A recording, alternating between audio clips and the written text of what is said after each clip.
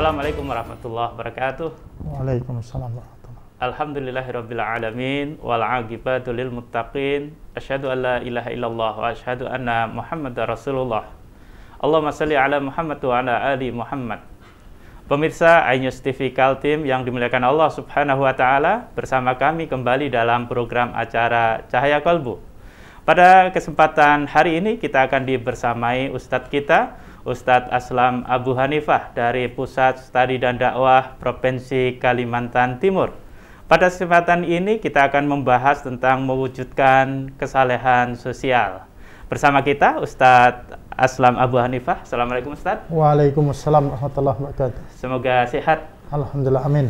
Bagaimana tentang perkembangan dakwah hari ini di masa pandemi? Ya, alhamdulillah ya, walaupun di tengah pandemi kita tetap bagaimana kreatif lah di dalam dakwah. Mungkin banyak hal yang tidak bisa kita lakukan, tapi tetap melakukan pencerahan kepada umat.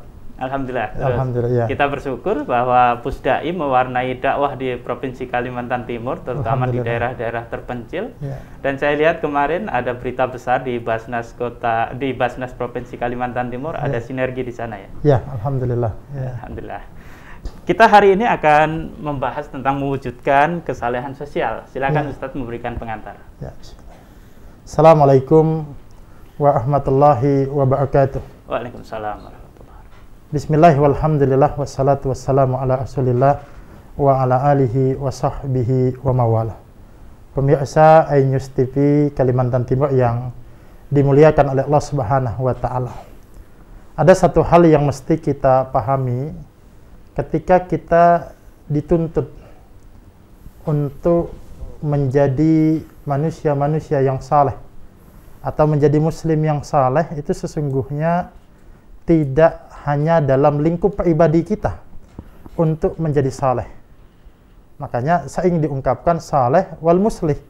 Kita saleh sekaligus juga hadir menjadi orang yang menebarkan kesalehan itu kepada orang lain. Makanya tema tadi yang disampaikan adalah mewujudkan kesalehan secara sosial. Yang ingin kita tekankan sebenarnya adalah bagaimana kita tidak hanya saleh individu saja, tapi bagaimana kita mengajak orang lain yang ada di sekeliling kita untuk sama-sama saleh. Sehingga yang tadinya saleh secara pribadi, yang tadinya saleh secara individu, terwujudlah kesalehan secara sosial. Nah, pemirsa yang dimuliakan oleh Allah Subhanahu wa taala, kalau kita sedikit mau mentadabburi kalam Allah Subhanahu wa taala, yang mungkin semua sama-sama kita menghafalnya, karena ini termasuk surah yang pendek, ya ini surah Al-Asr. Di situ Allah Subhanahu wa taala menegaskan wal asr, demi masa, innal insana lafi khusr. Sesungguhnya manusia itu di dalam kerugian.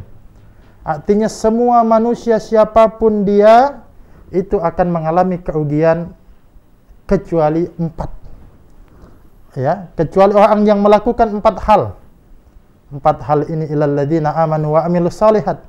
Yang pertama adalah orang-orang yang beriman. Yang kedua adalah orang-orang yang beramal saleh.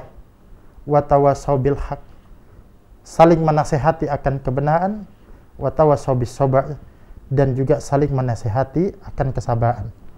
Nah, yang menarik untuk kita tadabburi, untuk kita renungi, ternyata di dalam ayat ini menjadikan dakwah atau menasihatkan kebenaran itu menjadi syarat tak bebas dari kerugian.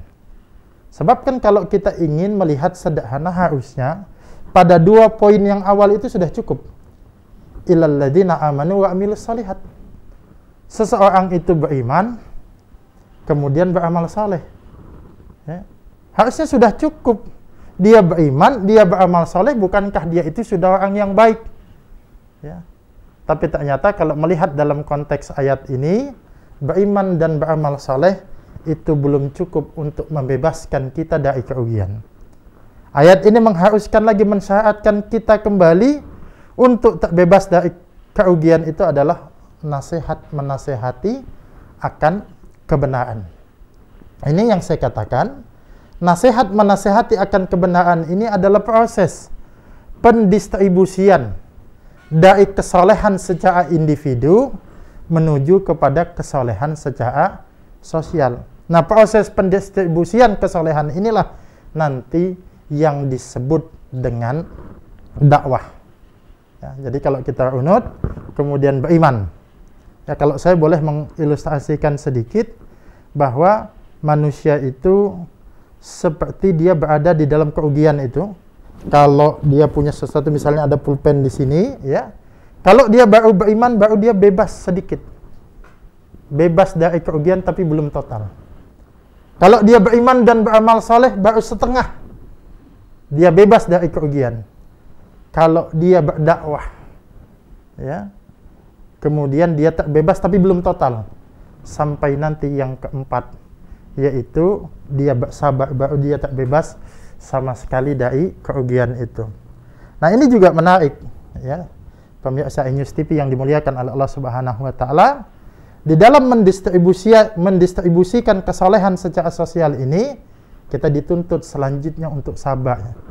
Sebab kalau sudah menyangkut orang banyak, sudah menyangkut sosial, ini amal-amal sosial ini tidak mudah. Mungkin Ustaz Husni juga tahu kalau kita sudah di sosial ini problematika yang kita hadapi banyak, ya. Kalau teman saya bilang itu, Ustaz, orang kena soknya, kita kena sialnya. Nah, itu sosial, ya. Tapi oleh sebab itulah kita dituntut untuk sabar.